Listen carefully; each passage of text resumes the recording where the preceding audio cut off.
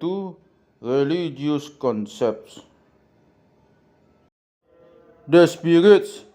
The mind of the animistic Batak is more susceptible to the activities of spirits.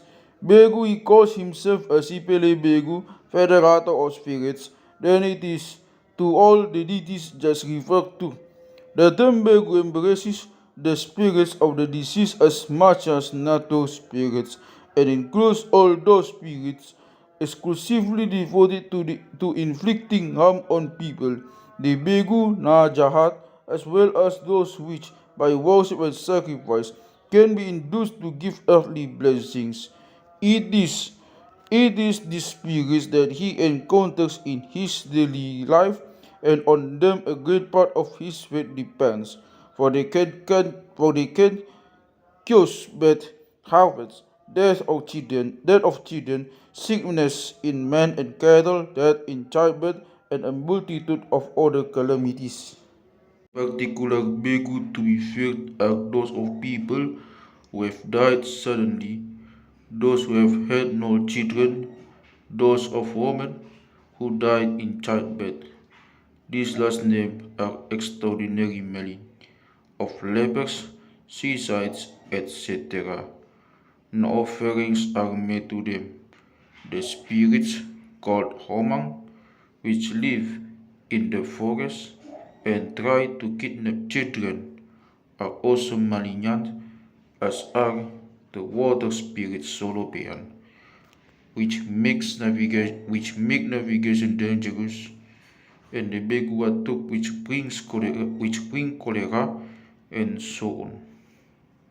Antidotes pagar, such as carved images gana-ganaan and amulets porsiburan, of which the magical ingredients are prescribed by the Datu and strengthened by his ritual, are made to ward them off. It is thought that a sick person's soul is held fast by a Begu. Then, among other things, a small image, Porsea, is made out of a banana stem or a sugar palm, and the sickness is transferred into it. It is then offered to the spirit as a substitute. If the spirit of a deceased person is thought to be the cause of a sickness, then a close kinsman will make an offering of food so that the Begu will release the sick person from its power. Many Begu associate with people in their dreams and give them food advice and give them good advice, but the danger in this association is that the person may be carried off by the Begu and will sicken and die.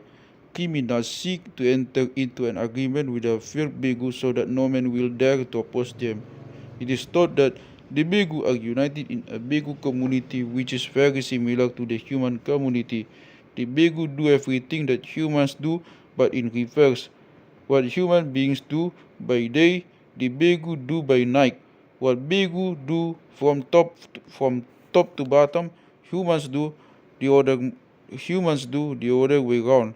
The Begu live in places as old trees and large stones, in solitary places, in impenetrable forests or sub-mountain peaks, in deep charms, thus in places shunned by men. Also live in small springs from barn that are venerated by men. Such small referred springs are found everywhere in the country. They are usually under the care of a larger or smaller group of adults who think an ancestral spirit lives there.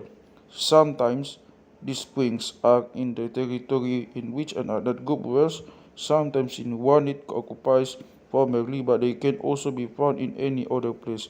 The Datu determines by an oracle whether a new spring must be found or an old one must be better looked after. In the latter case, the ceremonial Patiuhoban takes place, during which the water goddess Borusan Yang Naga, which is also associated with springs, is invoked.